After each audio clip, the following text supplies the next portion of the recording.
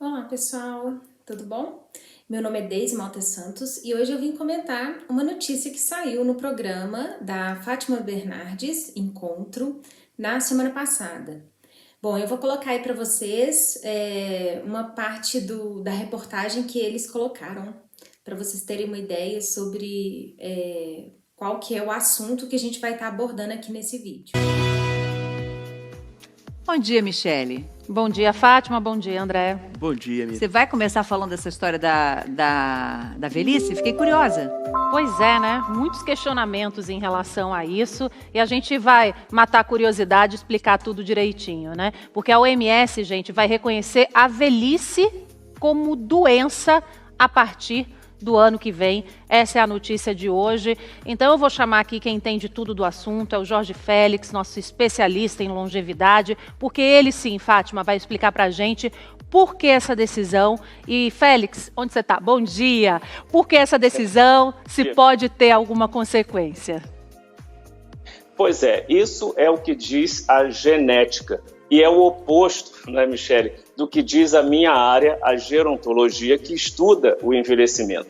Um dos primeiros a ter a velhice apontada como causa da morte foi o príncipe Philip, marido da rainha Elizabeth, que morreu em abril e no atestado de óbito dele estava escrito velhice. Né? A genética diz que doenças cardiovasculares, degenerativas ou diabetes são, na verdade, consequência de outra doença que seria a velhice. E esse foi o argumento que a OMS aceitou. Isso faz parte de uma indústria bilionária de pesquisas que busca descobrir o gene do envelhecimento. E eles dizem que estão perto. Então, esse debate terá que ser travado no campo da ciência. Seria uma contradição agora negar a ciência.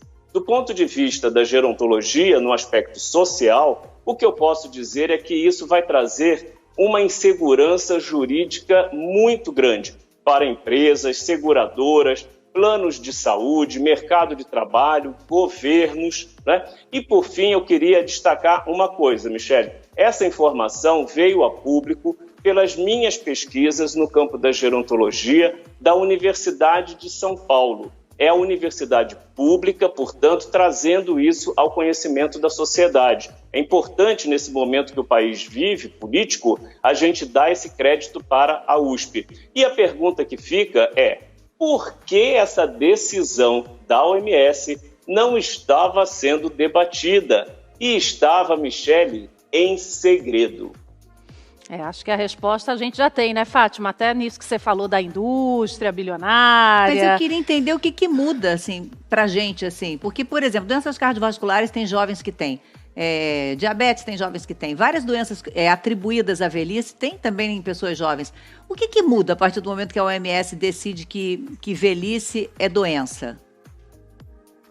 Fátima, esse é a grande questão, porque a gente viu aí, agora na campanha da vacinação, não é? Esses atestados que foram comprados para a pessoa furar a fila da velhice dizendo que tinha alguma comorbidade. Então veja você, se a velhice ela ganha até um código lá na lista de doenças da OMS. Então, por exemplo, um médico vai poder passar um atestado, isso eu estou perguntando, né, para uma pessoa de 40 anos, de 50 anos, que tenha essa doença chamada velhice. A partir de que idade é a velhice? Né, seria pela OMS lá, qual seria a idade que seria contada? A regulamentação da idade é de 60 anos para os países pobres e de 65 anos para os países ricos. Né? Isso é o que reconhece a ONU, e aqui no Brasil também, pelo Estatuto do Idoso, são 60 anos. Essa decisão da OMS, claro, ela descola esse critério de idade, né? Essa idade cronológica da questão da velhice como doença. Entendi. Félix, obrigada pela sua participação.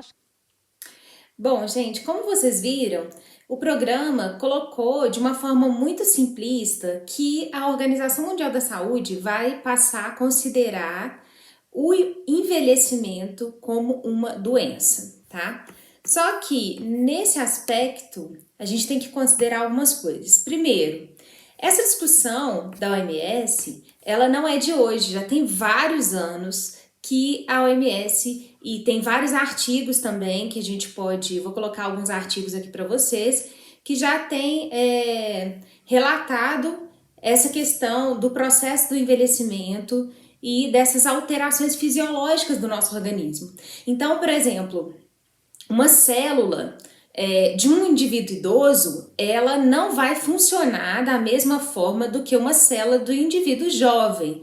Então, essa questão da doença cardiovascular em si, a gente tem outros fatores, mas o envelhecimento é um fator que aumenta o risco dessas doenças, não só doenças cardiovasculares, mas câncer e várias outras doenças, mas a gente tem algumas disfunções de órgãos, de células, do próprio vaso sanguíneo. O vaso sanguíneo de uma pessoa jovem é diferente de um vaso sanguíneo de uma pessoa idosa. O coração, quando um cardiologista faz um ecocardiograma em um coração de um indivíduo de 20 anos, esse coração é diferente do coração de um indivíduo de 70 anos. Então a gente não tem como negar esse efeito do envelhecimento, esse efeito fisiológico do envelhecimento no nosso organismo.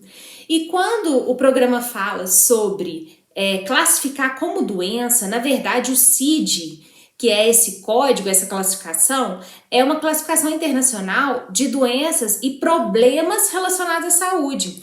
Então, o que eles estão sugerindo é que essa classificação inclua esse termo de senilidade, não é bem de envelhecimento, é um termo mais associado ao desgaste, à disfunção celular, à disfunção vascular que o indivíduo idoso apresenta. E isso vai facilitar no diagnóstico de algumas doenças, porque muitas vezes a associação desse processo de envelhecimento com o quadro que o indivíduo apresenta, isso pode acelerar sim. É claro que o envelhecimento em si, ele não é a causa da morte ela está associada ao envelhecimento, mas ela tem uma causa definida, né? Pode ser morte súbita, né? Quando a pessoa morre dormindo, por exemplo, aí tem que ser feito uma investigação para ver qual que foi a real causa da morte, né?